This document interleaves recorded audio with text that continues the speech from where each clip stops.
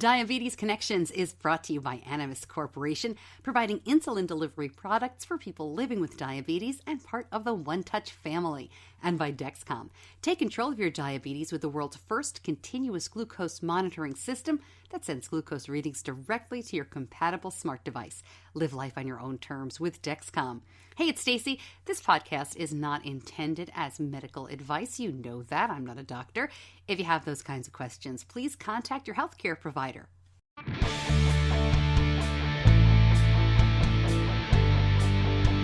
This is Diabetes Connections with Stacey Sims. This week, two people living with type 1 diabetes in very different ways. Doris Hobbs is all about style and glamour, a fashion writer, model, and blogger. She says looking good is really part of good health. I really believe just putting, some red lipstick on, or fixing your hair up, or wearing a nice dress, treating yourself out to a nice pair of Kate Spade shoes. You need to do something like that because I believe it just sets your mindset differently. And it's something glamorous when you start taking care of yourself. We'll talk about Doris's T1D diagnosis as an adult. Her dad and her sister have type 1 as well. And we'll also talk about where her fashion influences come from. Plus, Roddy Riddle doesn't need high fashion where he's going. An extreme athlete with type 1, Roddy is about to take his second run at an incredible race. The toughest, coldest, windiest extreme marathon. This one crosses the Arctic Circle. It all starts now on Diabetes Connections. Welcome to another week of Diabetes Connections.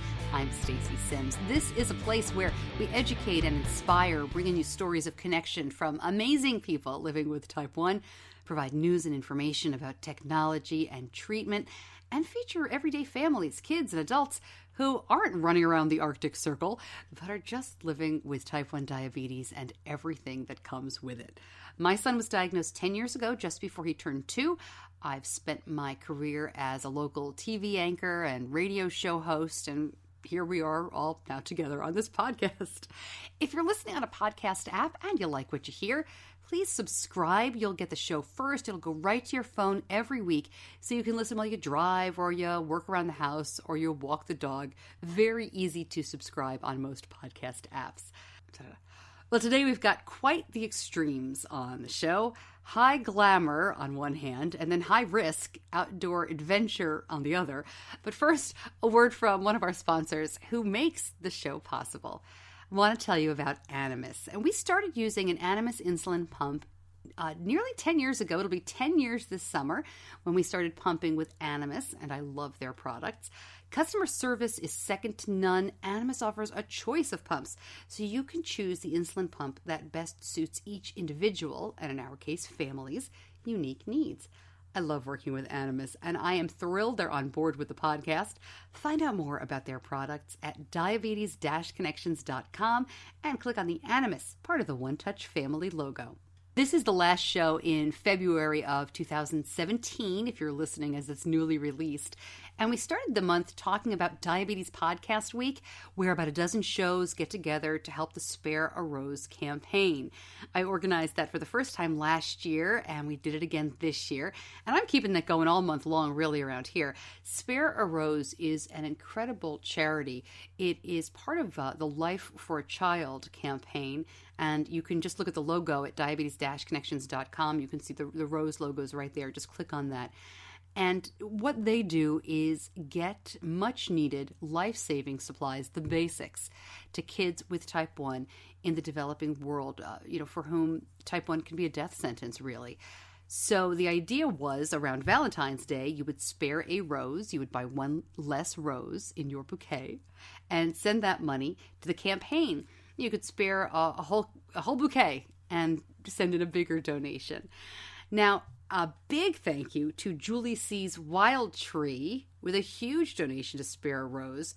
They donated $1,000, And I will be talking to you more about Wild Tree later on in the show. And you can click on the Wild Tree logo at diabetes-connections.com to learn more about them and to make a purchase. As I said, I'll be talking about them later on, but they really do make life in the kitchen so much easier.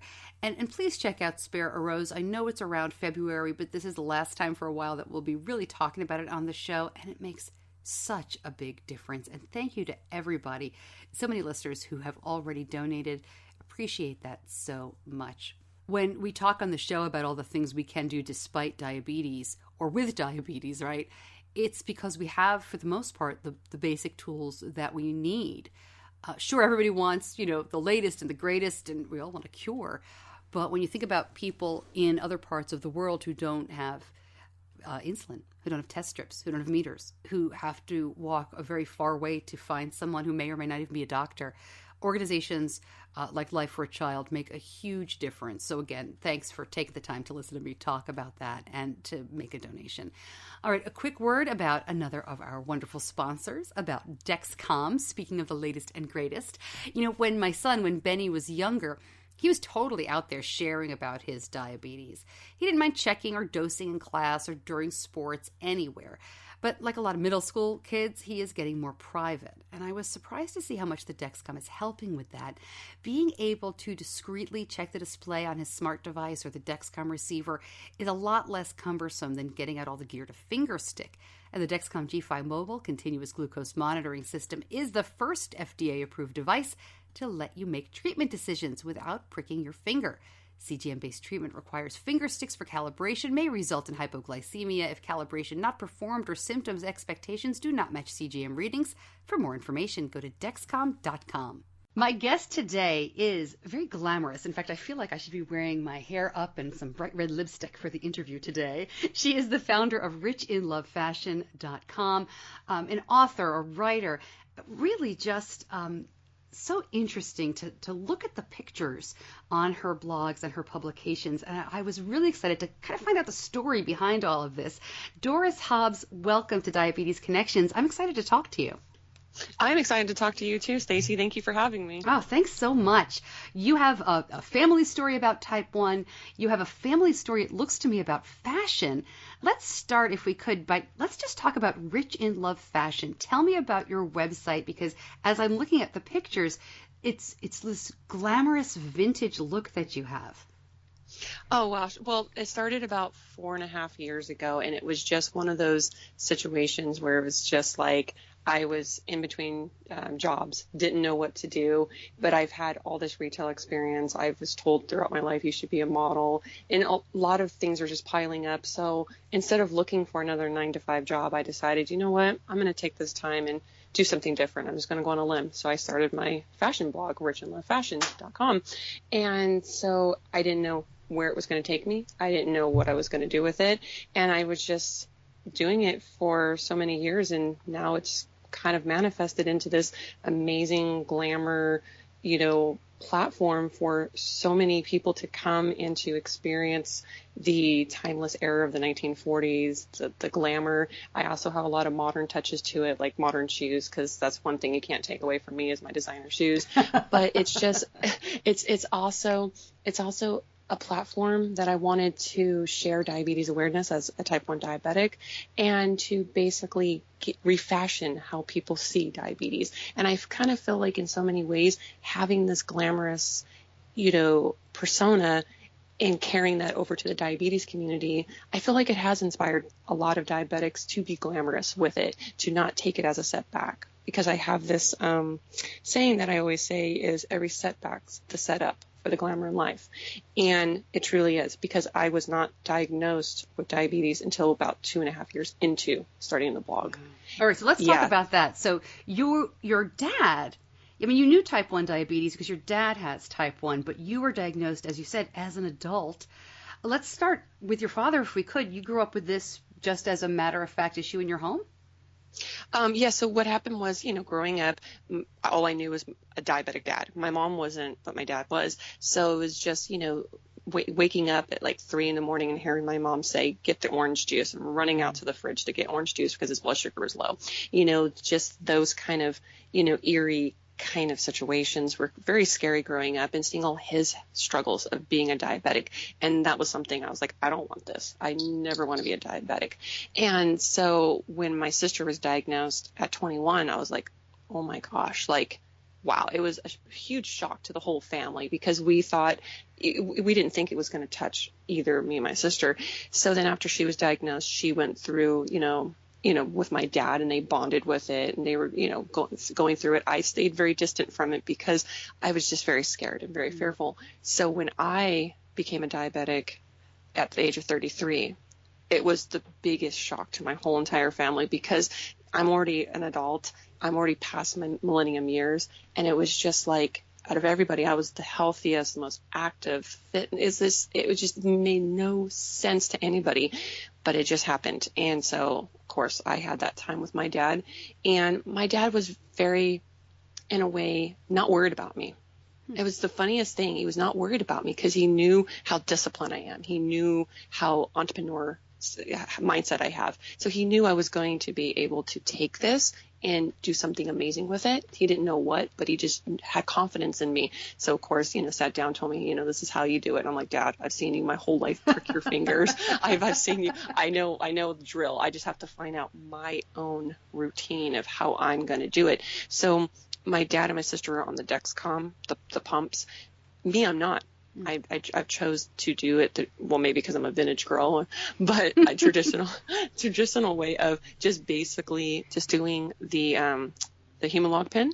Mm-hmm. So I basically, prick my fingers in the morning, test my blood sugar, calculate my foods, and just do it the very simple traditional way, I guess you can call it. And they're always trying to convert me to Dexcom, and I'm like, no, I'm good. I like this because I feel like it keeps me on my toes and it keeps me healthier, because I have to watch everything in much more detail.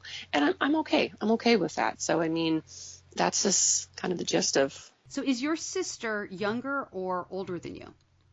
I was born in 81. She's 83, so not many years younger than me at all. So no, very close. About 2 years. Right. I was only asking because, the age difference that you were diagnosed at, and then, your relationship now doing things differently. I'm curious about your dad, because if he was diagnosed at 2, he lived his whole life not only with type 1, but doing it a different way than, they didn't have the home meters till the 80s, and then pumps and Dexcom. Does he ever talk to you about how different it is now? No, we're really quiet in our family about it. We're very, it's kind of a personal thing. So we don't really, it's not like we sit around the table talking about diabetes and syringes and Humalog and stuff, but it's not like a dinner conversation. But it's kind of like growing up and seeing him. He did the syringes because I guess back then it was like the little bottle of insulin, and then you had the syringes. So I knew he was all about the syringes, and then he got up to the Humalog pen, and then he got converted over to the Dexcom, because I think my sister had a lot to do with that because she was on it. So that's kind of the process he went. But plus at nighttime, I'm doing Lantus, so I'm doing the syringe. So it's almost kind of like what my dad was doing. So the only difference was I'm not doing the syringe morning and night like he was, because that's all he was doing. So, right. So I think he's gradually throughout the years have, built up to getting to the convenience of the Dexcom, and I'm happy for him because he deserves that convenience. It's just for me, or so early in the stage, and plus with modeling and my lifestyle, I can't have that on me, because if I'm wearing something, it's just going to get in the way, and I think of it more as an inconvenience for me, my lifestyle. Well, and let's talk about that. You said, modeling, and then you had started this blog and this business, and then you were diagnosed with type 1. But you jumped right back into it. Obviously, there had to be a period of adjustment. But tell me how that went. Was there a time when you thought, how am I going to do all this?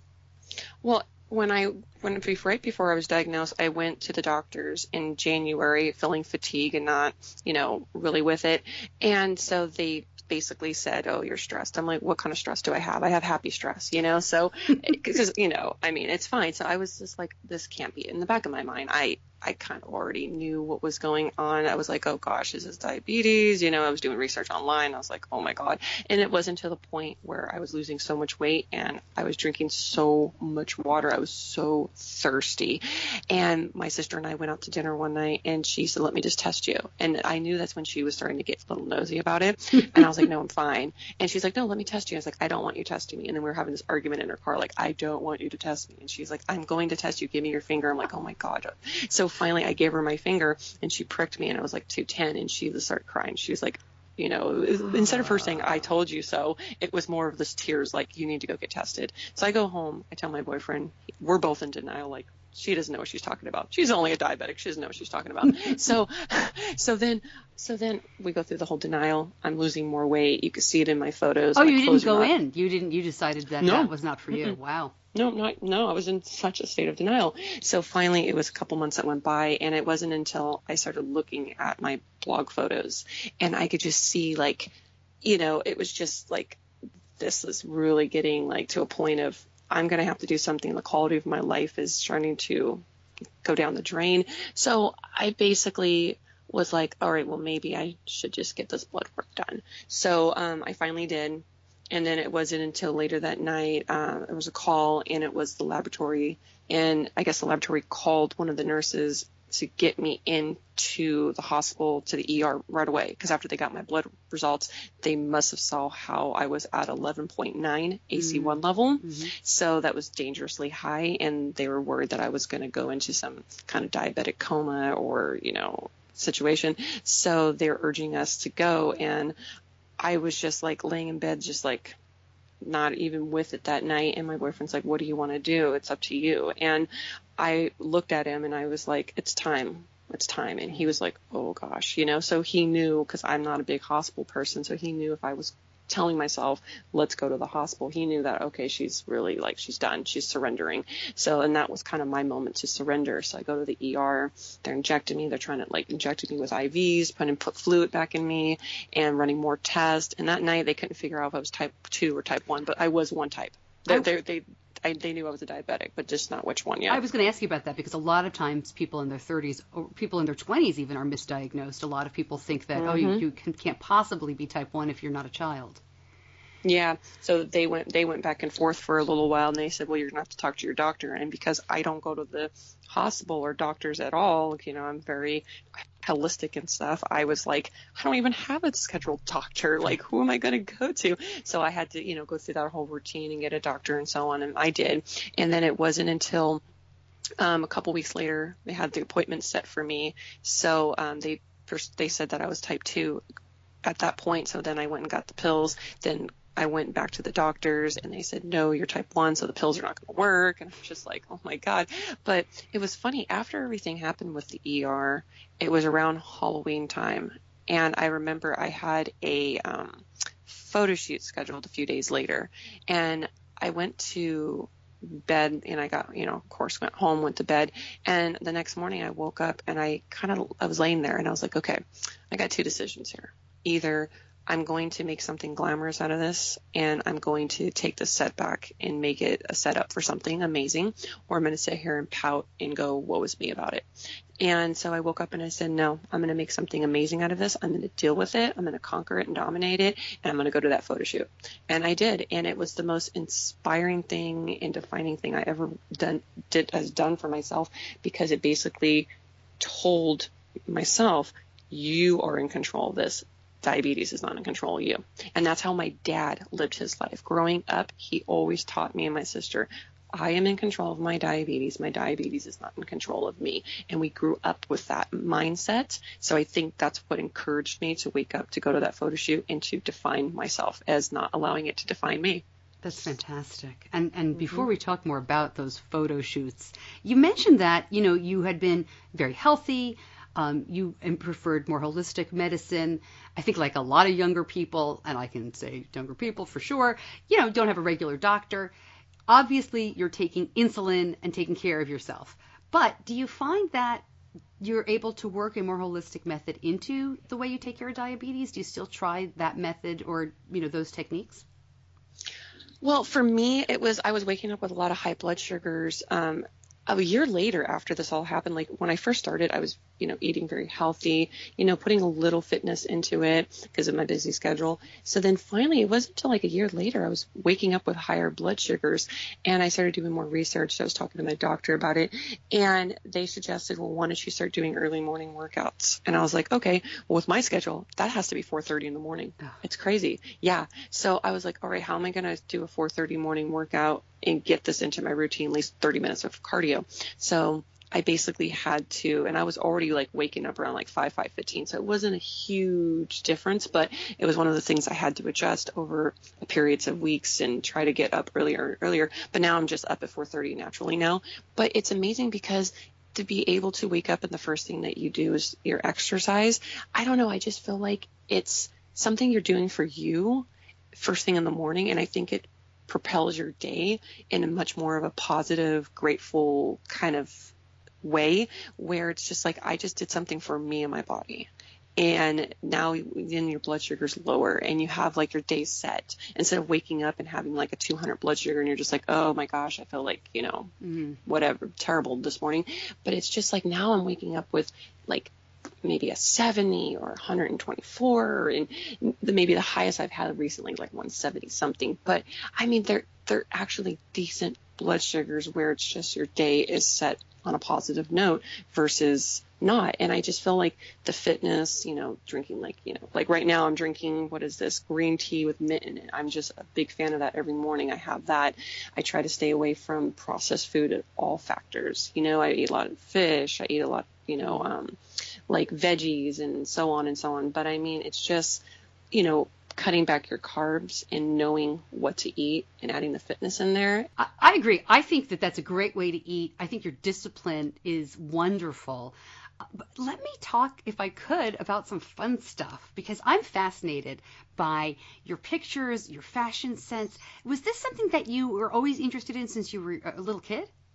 Oh, God, yeah. So growing up, my mother would always let me, get babysat by my grandparents. We had two sets of grandparents, but it was so funny. They lived in the Castro Valley. One lived up on the hill and one lived down the hill. So sometimes we would go see my grandparents up the hill, which was my dad's parents, or it would be my mom's parents down the hill.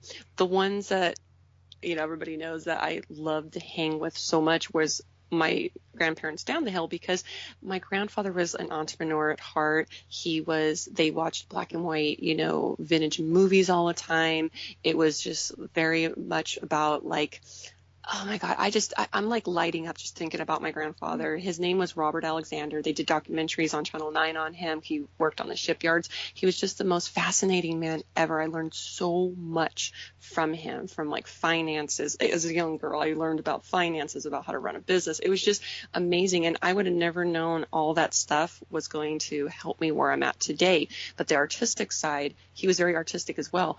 But I believe my literature side came from my grandparents up the hill, because they were very upper class. They were very proper. They both had very like high CEO positions, and they were like night and day, the two, but they had a lot of literature. So they had a study where they had books everywhere on shelves. So it was really funny to be able to go back and forth when I was babysat, to go back from literature and this upper class lifestyle, then go down the hill to a humble, artistic kind of lifestyle. It's kind of a good balance. And I think it's really made me well balanced between the two.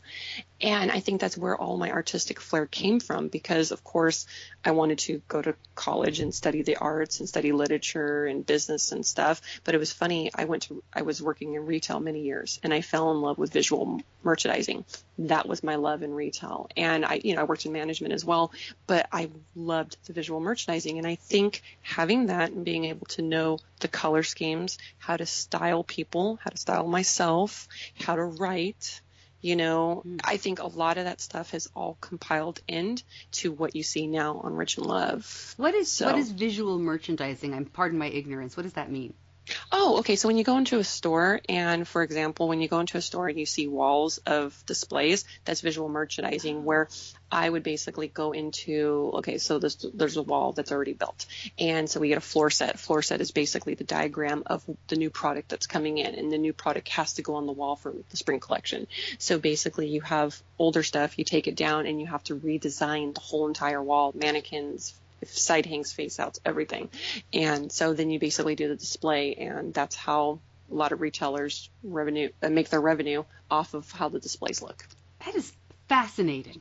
I mean, just I've been in radio so long that the visual stuff, I'm awful. I mean, I'm not in my pajamas, I promise, but it's so funny to think about that. That's fantastic. And then your look, I mean, as I said, it seems like your trademark is very vintage, but I'm sure that when you work with clients, you will do all sorts of looks. Well, yeah, like it's funny with me, like my aesthetic is 1940s, 1950s. That's where I like to stay, very ladylike. And if I kind of go a little bit more modern, I don't wear a millinery hat or gloves, I'll wear like a dress from like Banana Republic or the Limited or something. But I always have my vintage rhinestone earrings on or a vintage clutch with it, because I try to bring that aesthetic with me. And when I'm with other people, if they want me to style them or they need help, I always will find out what their aesthetic, what they're comfortable with, and so on and so on. Because I don't want to push my aesthetic, because, you always have to be you be you, so it's like, I want them to be authentic to who they are. So if they're not a vintage girl like myself, but they love Banana Republic, I will put you in Banana Republic and, work it to how it's going to benefit you. I might try to tell you to put rhinestone, earrings on, but that's really up to you. They could be Kate Spade's, because Kate Spade has some really nice rhinestone earrings. Doesn't have to be vintage, but I mean, vintage is one of a kind, and I think that's why I'm so attracted to it, because I want to be one of a kind, and I think we all are, but I really want to display that, because you can't find, like what I'm wearing today on the blog, you can't find anything like that. It's a velvet like tie wrap dress that has, oh my gosh, you just have to see it. It's so gorgeous, and I've never seen anything in my life that looks like it, and it's basically one of a kind. It's bespoke. So that's why I love vintage so much, of being outside of the box life that we live in society today. And you mentioned earlier trying to bring some glamour to type 1 diabetes. Can you tell me a little bit about that? Because, a lot of people, look at this as something that it's tough to get dressed. It's hard to find places to put things, or even if you don't wear an insulin pump and a Dexcom, you have to like lift up your sleeve to give a shot. I mean, it doesn't seem very glamorous. How can you help with that? Well, for myself, even like I do a corset. So when I have my corset on, it's very hard for myself to even give my injections. So either you have to do it in your thigh if you have a dress on, and I wear pretty much 90% of dresses. So that's easier for me. But I mean, for other women that are wearing pants most of the time, I just feel like it's kind of one of those situations where it's like, you have to do what's best for you. And I feel like so many women, even if you don't have diabetes, are not confident of who they are, what they're doing. And I feel like it's a mindset that you need to put yourself in. And I believe, especially, you need to have self-love. You need to have boundaries, and you need to just take care of you. And I think a lot of times when I've talked to other diabetics, they said that they were forced to take care of themselves. It was no more of taking care of everything else around them. It was like, I have a health concern now. I need to take care of me. And so I kind of feel like everybody needs to do that with or without diabetes. And I think when you start to have that self-love and you take care of yourself and you take an extra 5 minutes and maybe, dress up a little bit more, it boosts your confidence up. And I know a lot of people say that you don't need to do that. No, you kind of do. I really believe just putting, some red lipstick on, or fixing your hair up, or wearing a nice dress, treating yourself out to a nice pair of Kate Spade shoes. You need to do something like that, because I believe it just sets your mindset differently. And it's something glamorous when you start taking care of yourself. And even if it's like, exercise too, because that's glamorous too, because you're taking care of your body. The clothes are just an extension of you taking care of yourself. I love that that's an extension of glamour. I mean, even fitness. But I have to ask, if you're wearing a corset, at your glamour shoots, what do you wear to the gym? I can't picture you just wearing like sweatpants or something. Oh gosh, no. It's always Sonetta Athletics, because of the fact that they have these amazing side pockets where it's easy for me to put my my tester in there, my glucose thermometer. I can't even talk. My meter in there, and so I'm able to have that handy with me, so I don't have to carry a lot of stuff around. So the pants are just very comfortable. That's just what I've been wearing since I've started my whole fitness evolution. So I mean, I'm just stuck with that brand. So that's my go-to. That's great. Oh, well, Doris, thank you so much for talking with me. I will link up lots of pictures and, of course, to your site as well at diabetes-connections.com. But I really appreciate you taking some time. Thank you. No problem.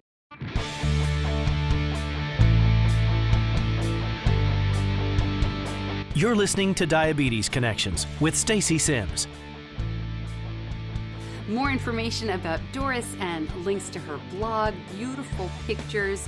She really has such a unique look. Just go to diabetes-connections.com. And, I wasn't kidding when I was talking about feeling like I should dress up to talk to her.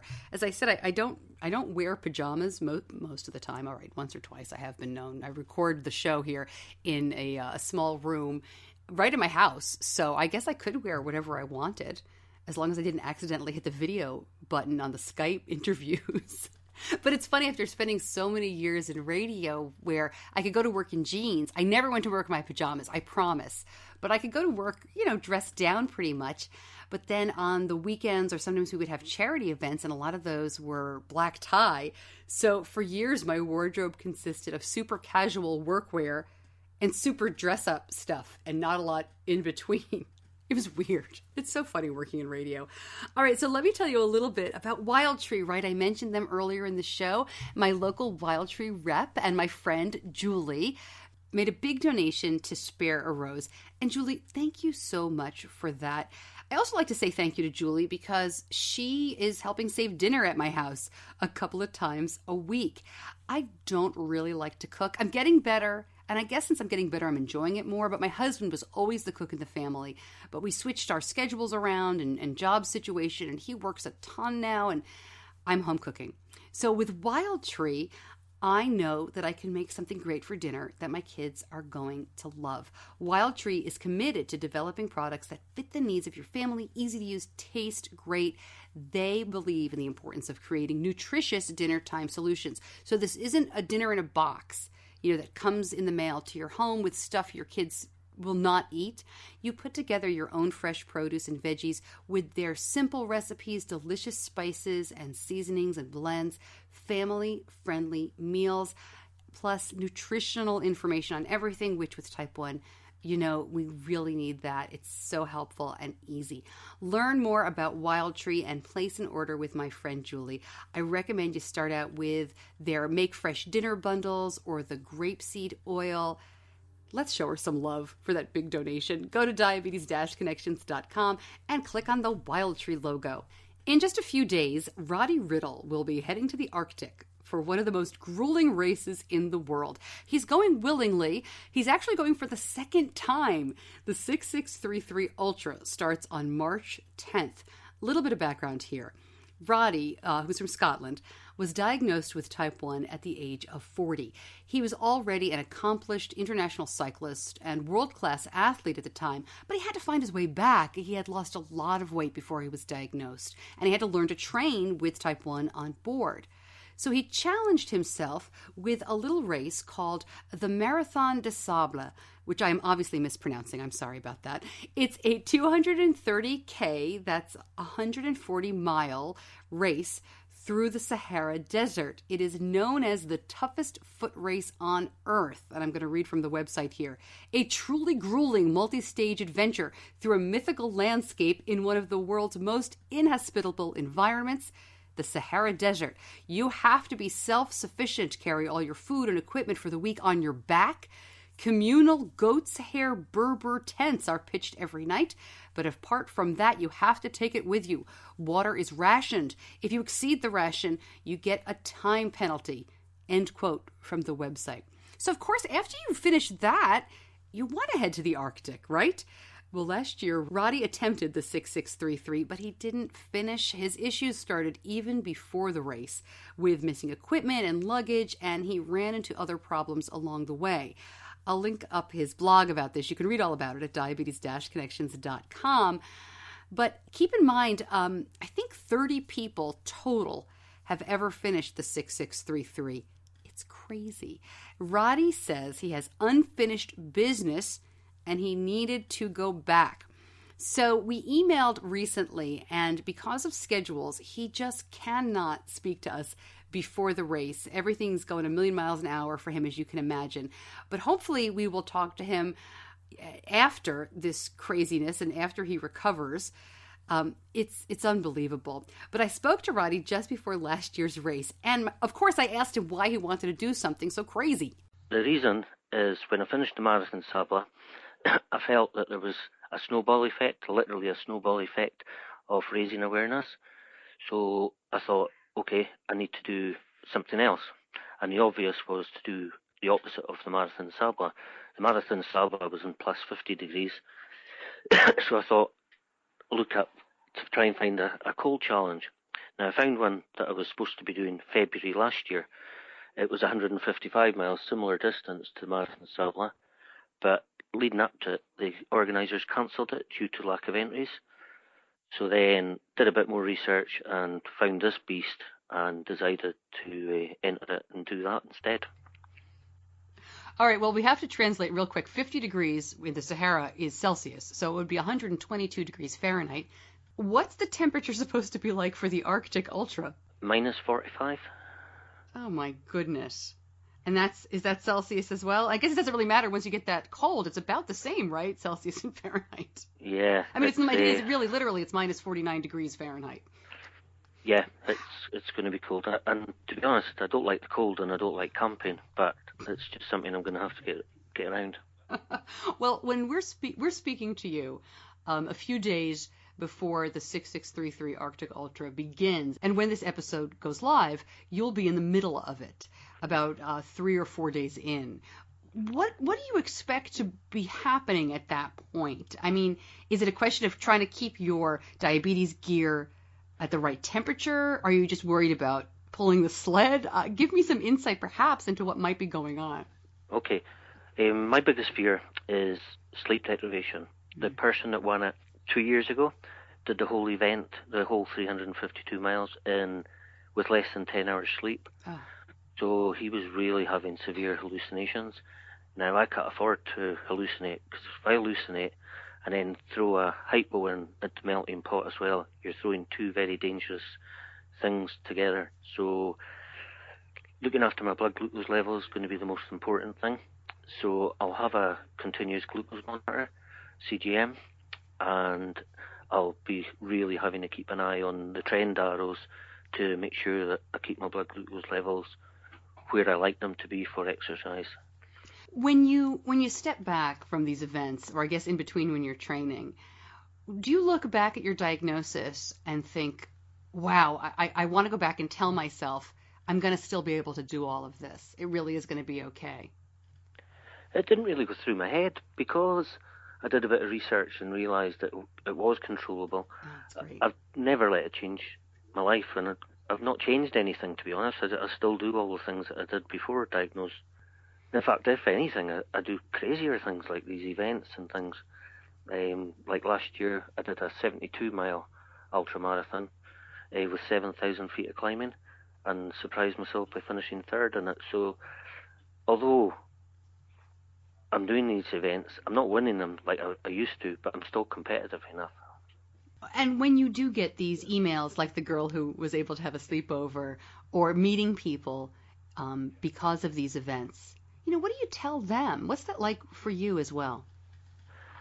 I get a bit of a buzz off it. I do quite a lot of presentations in school, PowerPoint presentations in schools and things, and I really enjoy it, especially if there is children there with type 1 diabetes, because when I'm talking about like running the Marathon Sabla and I've got my pictures and videos and things, you can see that their eyes light up and thinking, wow, maybe it's not quite so bad having type 1 diabetes after all. And your motto, rule diabetes, Don't let it rule you. Tell me a little bit more about that, because diabetes really can take over if you let it. Okay, I don't know how that came out, but I know exactly where I first said it. When I crossed the line at Marathon Sabla and I got my medal, we went back to our bivouac, which is your basically where you sleep for the during the Marathon Sabla. It's a carpet with two poles with a tarpaulin thrown over you. When we went back to the bivouac, Andy took a video, and I had my medal, and I had my insulin pump in my other hand, and I just said, that's it, 2030 Marathon Sabla completo, and then I put, rule type 1 diabetes, don't let it rule you, and that, I've kept that motto ever since. I will link up back to Roddy's blog and all the information and how you can follow him at the Ultra 6633. There are some ways to track, but for the most part, there are people out there who are almost as crazy as the participants, taking pictures and thankfully people providing medical attention if needed, that sort of thing. But they post pictures, and the pictures are brutal. I'm freezing thinking about it, but that'll be all up at diabetes-connections.com. And again, that clip was an excerpt from last year's interview, and I'll link that up as well if you'd like to go back and listen to the whole thing. He's obviously a pretty extraordinary guy, but not just when it comes to these extreme athletic endeavors. Family guy as well, talks to a lot of school kids, really wants to make sure people know that they can rule type 1 diabetes, and that's his motto. That's a hashtag he puts everywhere, rule T1D. Just a great guy, and I'm glad I got a chance to talk to him last year. And hopefully we will talk to him after this year's event, after he thaws out for a while. All right, please make sure to follow me on social media. You can follow me, Stacey Sims, Stacey Simms, at Twitter, Facebook as well. I'm on Instagram. Diabetes Connections on Facebook and on Twitter as well. And if you haven't signed up for the newsletter, please go ahead and do that. The newsletter is always bringing you to this current show, but it will also send you the link of the week and lots of good information as well that I only send out in the newsletter. Some information is just better when it's written out and you can read it. It doesn't translate so well through the podcast, and I like to send that out. You can sign up for the newsletter just by heading to the website or go to the Facebook page for Diabetes Connections. And stay tuned in March for a social media campaign. This podcast is hosted by Libsyn, Liberated Syndication, and they are promoting a social media campaign. They haven't released all the details yet, but it's all about how you found the podcasts that you listen to and who you have recommended podcasts to. So they want to find out kind of how podcasts are spreading by word of mouth, and they're asking shows that are hosted on their service to kind of help them find out. And man, am I curious, how did you find this show? Who did you recommend it to? And please recommend it to somebody else. So you'll see that on social media. I'll be talking about that as soon as Libsyn releases. And when I say the show is hosted, just a little bit of technical speak. Basically, that's how I get the show wherever you are listening to it. I record the show at home. We edit it. And then I upload it to Liberated Syndication, and they kind of act as a network. They send it out to iTunes or Stitcher or Google Play.